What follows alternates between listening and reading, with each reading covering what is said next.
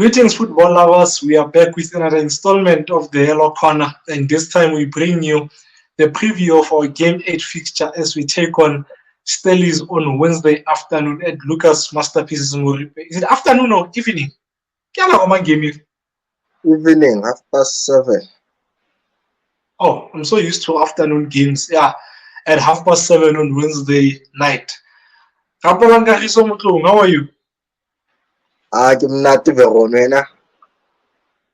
I like him not, like him not. I have no complaints, man. We're coming from an absolutely smashing weekend in Kulu, but for tonight, being Kulu for the residents.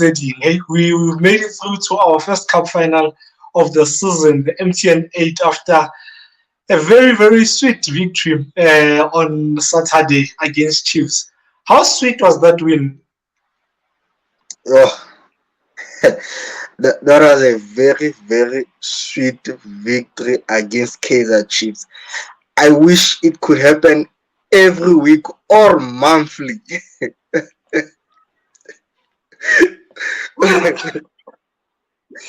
Yo, yeah, I know.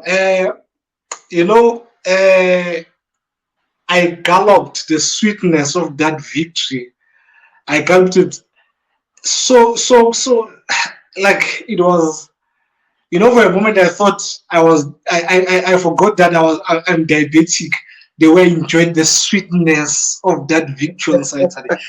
My only gripe with it is that it didn't happen in a cup final. I would have loved it if it had happened the way it happened, but in a cup final, man. But yeah, man, let's not dwell on that too much, man. They are out. They are out.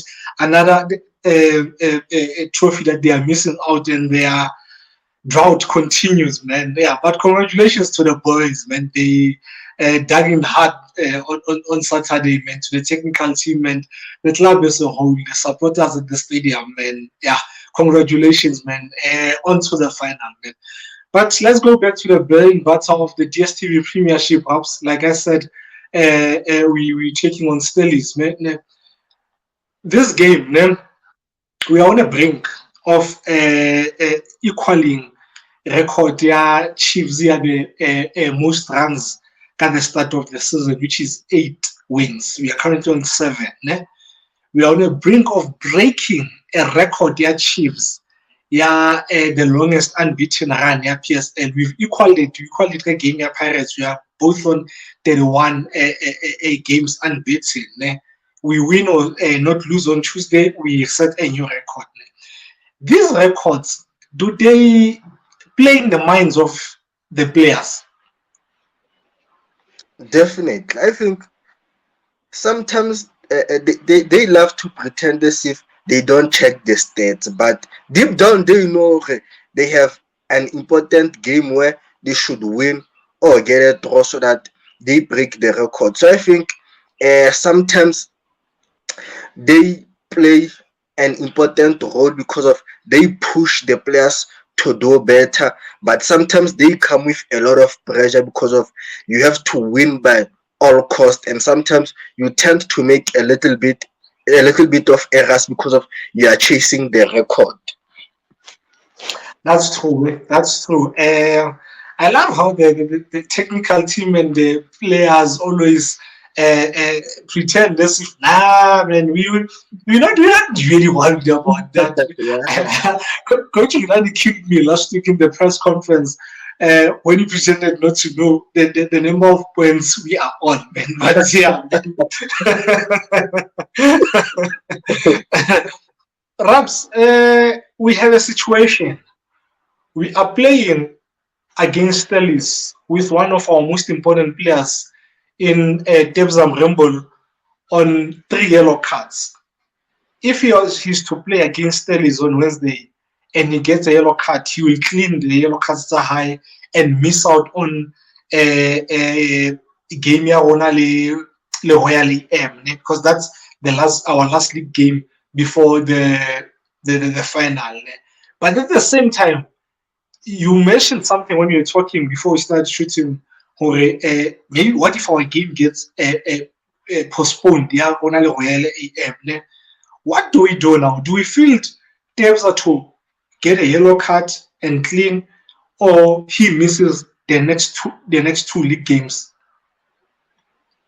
So I think it's very tricky because of one, our intention might be we play clean and Tebza ensures that he doesn't get a yellow card. But some of these things you can't avoid, and sometimes they happen unintentionally. So I think Tebza might go into a game trying to play clean, but sometimes the situation might force him to make a foul and he gets booked. So I think it's very tricky, and we're not sure. Alright, the game Royal AM will still play because of it will play during the week the cup final that will take place on the weekend. So I think it's very tricky because of you can tell a player to be clean and not make any faults, but the situation inside the field sometimes they force you to make a foul or it happens involuntary. So I think it's very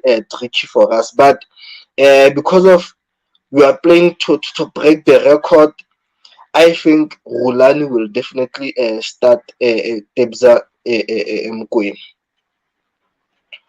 Hey, I know it's a really tricky situation, man, because like I said, if we 100% sure the league game, yes, yeah, really goes through, you give Debza minutes, ne? But with the uncertainty that there is, because normally a team deals like a final, they normally free up their week, the PSL. Ne? Now, I'll honestly not start Debza for the next two league games. I know it's risky. Play him, cut the Champions League game, full game, But yeah, I'll save him for those. Perhaps we are facing Stellies, ne? But the question is, which Stellies are we facing? Are we going to face a Stellies that's despondent after failing to make a cup final? Or are we going to face a Stellies highly motivated after they won their first match in a very long time? I think they've gone 6 matches without a win. But I think we might be facing a despondent one because, one, they put in so much in that match, Pirates, and they failed to win. And then you look at the squad Sabona, how they are they short in numbers, man, going into this game. They are depleted is the word that I was looking. They are very depleted, man. So I doubt whether they will come Kakarahaele or we have to win this game. Your thoughts? Yeah, and I think the game against Orlando Pirates, I think it will took a lot from them. They left everything on the pitch. They played with aggression, intensity. Like they wanted to win that game, and I'm worried about their fitness because of they picked up some knocks because of how high tempo the game was. So for them it will be difficult, and also they have to adjust the team because of they lost players. Van Rooyen was not there and Basadin. So there's a lot of adjustment that needs to happen in that team. And also, like we've said, the game that they played against Pirates, it took a lot from them. So it will be very difficult for them to match Sundowns and to try and find a better team to compete against Sundowns. Yeah, no, man. They go into this game, to be honest, and they lost two key players, perhaps at the end of the last season in Mendieta and beginning of this season in Mtetwa. Two of probably their best players last season because Reynas came midway through. Ne? How big a miss will those two be to Stellies at this game and the season as a whole? And then for this game, they will be out. There's a possibility that they will be without Van Rooyen, who suffered a concussion against Golden Arrows the week before last on a Sunday. They'll be without Toure, who got sent off against Swallows last week, Tuesday or Wednesday. They might be without Basadin as well, who missed their game against Pirates. out of the back line, the four that they play at the back, they'll be out. There's a possibility that they'll be without a dose drain. And then there's suspension, yeah, Adams, who is a very crucial player for Bonane. And then there's Reynas. Reynas is definitely not playing on Wednesday. He suffered a hamstring. As well as Van Veek, who came out at halftime. So I've counted, I think, 6 regulars that they will be without. How big a miss will those players be? Because I think there will be a huge miss. I mean, with Mendieta, we're already starting to see it in terms of goal contributions. They're not scoring a lot of goals this season. They've only scored 5 league goals this season. So Mendieta is not there to assist and score, which is something that he was doing last year. With Mteto, I think they are missing a vital core of their system because Mteto is 2 in 1. He's 2 players in one Yeah. because of the space that he covers. That guy is absolutely insane. And then he helped them in their build-up phase. He's eh, hard worker 60 most of the time. People think hard man. That's all he does, lose the ball and that's it. No, that was crucial in their build-up phase. And he has a lot of leadership qualities, which I think were crucial. I picked them up in most games where players would go to the referee, but Omanye referee, or there'll be a sending off. He'd be like, if there's a sending off, you tell the other player to go out, and then I start there who organize the players that are within, still with in the game. So they will miss that. And with Van Rooyen, it's. I could talk the whole day with what they will miss. Kamo writing. Torre has had a great start to the season. I think Basadin is one of the most underrated players in the league, man. That guy goes on with his job quietly, man. Nothing loud. He just does the basics. Kamoleka lefting, he defends, he attacks. He's good at set pieces. So yeah, no, he's a proper player. And more midfielding, I think Jaden Adams has started the season so well. I think he's one of the most promising youngsters that we have in South Africa. That kid is a serious baller. He can play Ufano. He's pure talent, that boy. And Lee Van Veek, he was starting to build momentum, getting a lot of minutes. Reynas might not have started the season so well, but he'd always pose a threat to any team that they play against. Your thoughts? Yeah, and I think they will miss most of these guys that you have mentioned. And speaking about Reynas, I think as much as he's not getting goals, I think the absence of not having Mendieta has also affected him because of that was a great partnership, Yabona up front, and they scored a lot of goals, and you can see this season he's struggling a little bit, but I think as time goes on, he will find his rhythm and score those goals. And you speak about Muteta. I think Muteta is very brilliant. You mentioned how he's important when they have the ball and when they don't have the ball. But one thing I've picked up about this Stellies team is that as much as they lose key players, but they can go out of the market and try to replace them. They've lost both Dupria, they lost both Kwinika, but they are still a solid team. And also, I think their MDC is quite well because of they promote good players. And once those players get to the PSL, you can see that there's talent in these boys. So I think them losing players, I think, will benefit the guys from the MDC, but for them, the charity by Tolan from this transfers, I think they should do something, try to reinforce their squad because of sometimes there's players from the MDC, they take time to adapt to the league. So I think they need to spend quite well in the market. And also Bumgaga, when they came on as a sub after those injuries, they showed up and they offered something positive to the team. So I think as much as it affects them, but somehow it benefits some players who do not get game time enough, and also the young ones from the MDC. True ups, but at the same time, I really get puzzled at this team and how they operate in the market. They are seemingly a selling team, Yeah. yet they are owned by one of the richest men in South Africa, which the richest female in South Africa, which doesn't make sense to me. Or are the Ruperts not really in this to win? Like are they just passing time at this club? It's one of those that it's our CSI project. Maybe we're not looking to win or anything. But yeah, perhaps these guys have had 3 red cards since the start of the season, man.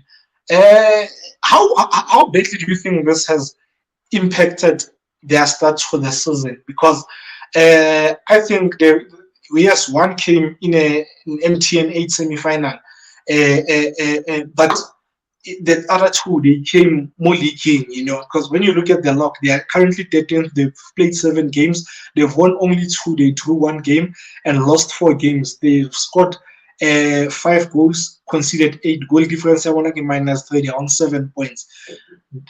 Do you think these red cards and have played a huge role in that? And is this a matter of ill discipline for one? No, I think it's both. I think uh, they are not smart enough in terms of the type of tackles that they make.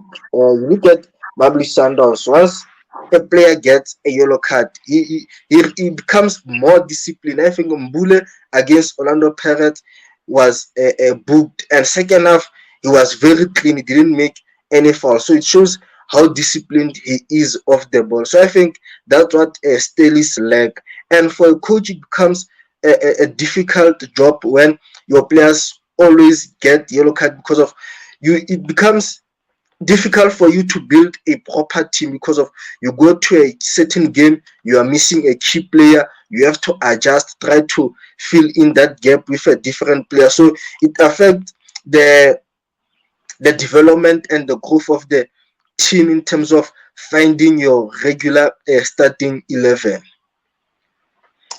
Yeah, no, true.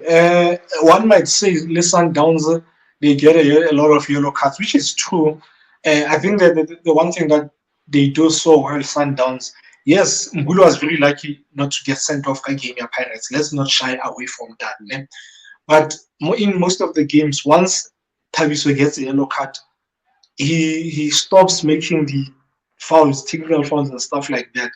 Rapella is now the one who makes the fouls, and like one player gets booked, the others know, they need to protect him from getting into situations where he can easily get sent off. Let's talk about what we can expect from Stellies. I think they don't press really high, Stellies. They use a semi-low block. But in that semi-low block, once they trigger a press, they get very aggressive. Once one player senses I can win the ball here, the rest follow. So that's one thing that they did really well against Pirates, man. They let them come in, and once they go to the center, once they felt, oh no, we can trigger press, they triggered, and with a lot of aggression. And a lot of their play is highly concentrated Kamo writing, purely so because of what Van Rooyen, who's an absolutely brilliant right back, offers that team going forward. That guy should be in the national team, not Nico Mobi, man. I don't understand how Mobi selected ahead of that guy, because that guy is hardly ever caught out of possession. And for someone who overlaps so much, who poses such a danger going forward, he's hardly ever caught like that right hand side, Titus, they offer so much. But the issue is that in this match, it might be a problem, but using that right side, because if he's not available, Mphahlele Jagans, they don't offer the same on the right. Like everything has to be done by Titus, which could be quite a lot. And their biggest weapon is simple. Key pace that they use in transition, man. they have fast players. But in this match, they might only have one of those players in Titus, and it will affect them, because they always look to play the ball behind the center backs, and turn them, and they did that quite a lot. So I think in this game, Fano Titus, he won't be looking to go to take on the left back and maybe cross. I think in attack, he will be looking to come from the out to the in, making the run like that, to get in between the center back, or because Renas is not there. And I think this team plays better, much better, when they play Dion, who is a 9.5. He that guy is really smart, man. His hold up play is really good, and at times he can get into that time position. And if he's facing a defender who is not so smart, a centre back who is not so smart, he does that on purpose. He moves to the 10 and drags the defender, and then leaves room for these fast players when a ball is played. So it gives the options that things like the third man run. He drags, and then the ball is played behind the center backs, and the two fast guys are clean on goal. But they as clean on goal as they get or can get. The issue of one of the season is they are really, really poor in front of goal, man. They're shockingly poor, man.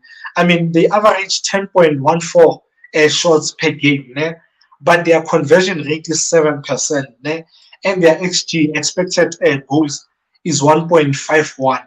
They are scoring well below that. They're scoring 0.71, so they're really, really poor in front of goals. Your thoughts? Yeah, I think for them, their approach at the back, I think we fought the ball against Orlando Pirates. I think they did very well. They protected their goalkeeper and they were very solid.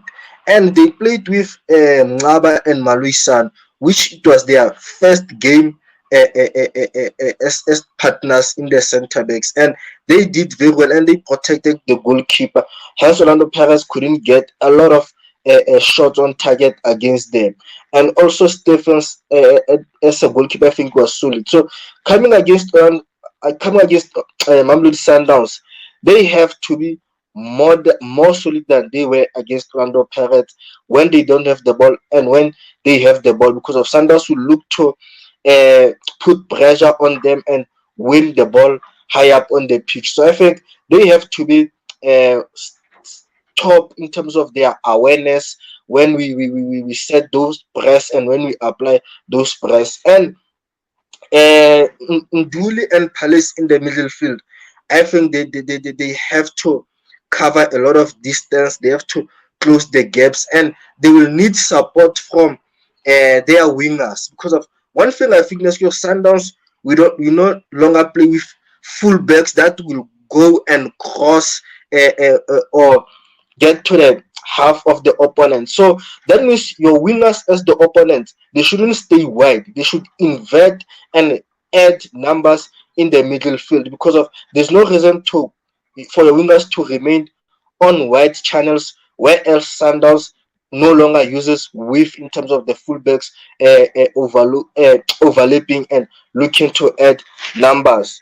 And I think having to miss Reyners, I think it will force them to play different. You spoke about De Jong dropping a little bit deep, and meaning that so that the wingers, which is maybe Titus, Titus. might look to exploit that space. So I think they won't play long balls behind our defense as often as they did against Orlando Pirates, because of they'll miss Reyners in that position. That's true. That's true. It's funny that you spoke about overlapping full Baxter Sundowns, or not them not overlapping as much this season.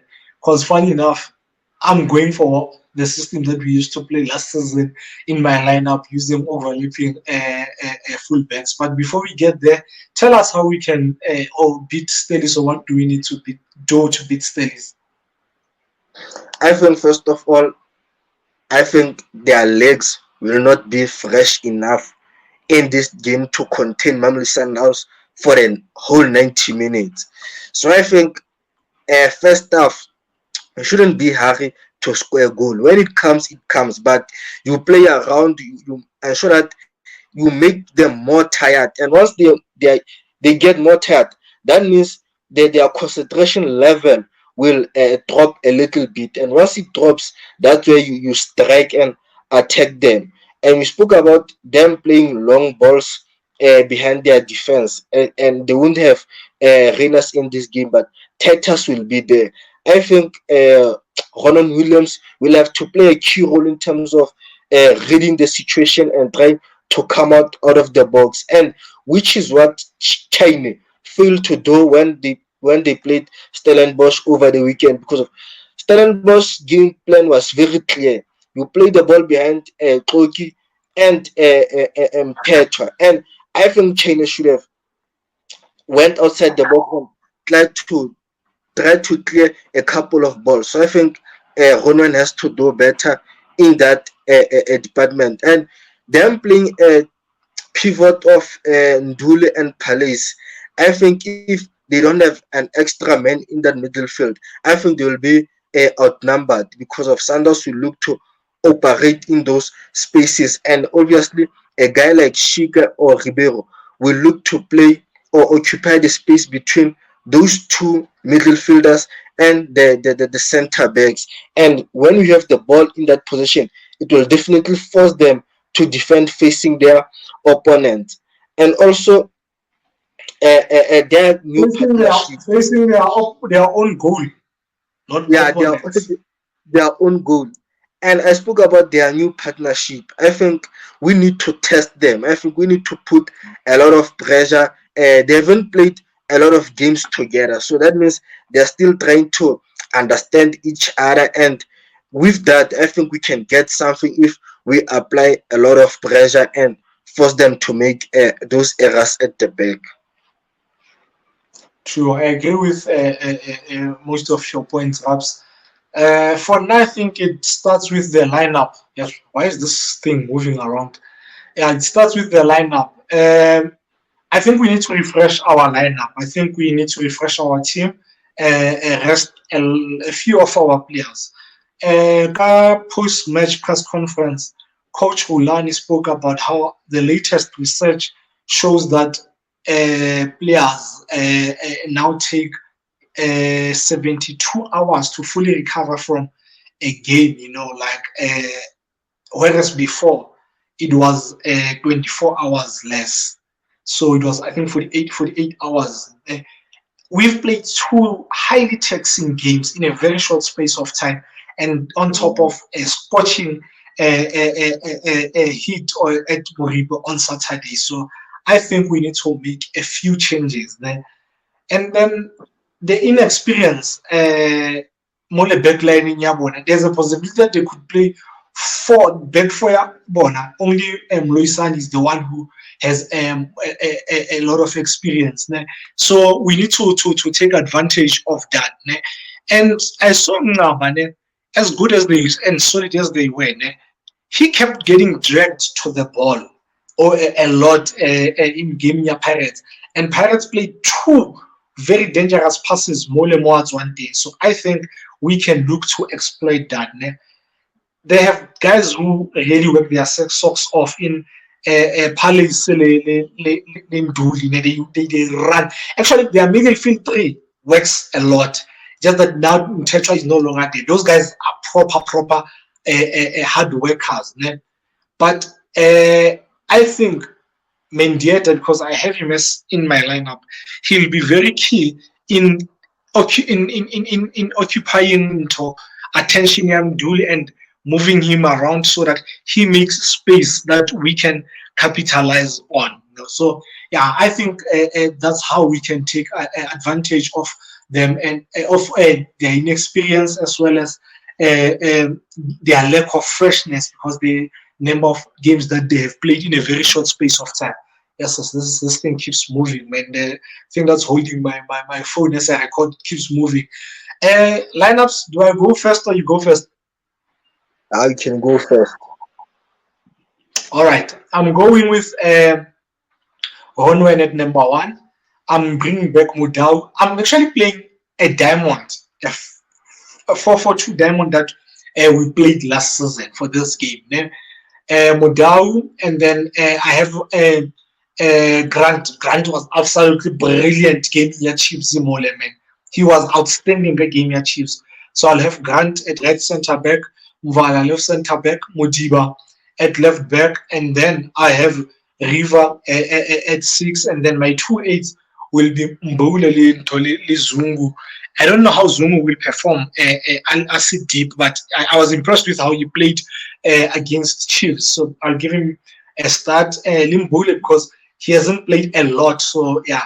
And then at the tip of the diamond, I'll have Mendieta, and my front two will be Morena and Shalulile. Yours? I will play Kekana, Mvala, and Libusa at the back. I think AB is suspended, you know? I'm not sure. Could be because what do you call it? Nah, I don't think so, but it could be. It could be. Yeah, so I'll have Kekana, Mvala, and Libusa. Then in the midfield, I have Kotia, Zungu, and Mbule. Then up front, I'll have Mendieta, Ribeiro, Shalulile, and Morena. Yeah, that's a very potent attack. Your score prediction? I think we'll win. I think 2-0.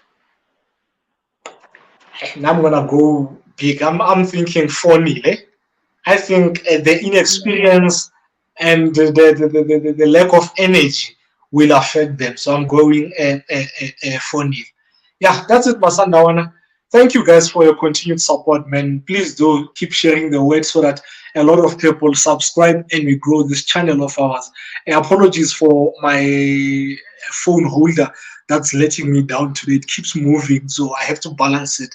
Unfortunately, we won't bring you the preview of our game against Bumamuro over the weekend, the CAF Champions League, the second leg, yeah, the second preliminary rounds. Unfortunately, family commitments, we are going to have a hectic week, so it's not going to be possible to bring you that preview. So the next time you see us will be most probably on Sunday as we preview, definitely on Sunday as we preview our away trip to Royal AM. On the game is supposed to be next week Tuesday. So if it does go through, we'll bring you the preview on on Sunday. Until then, sharp sharp Masandawan, and all football lovers. Sharp, sharp, football lovers.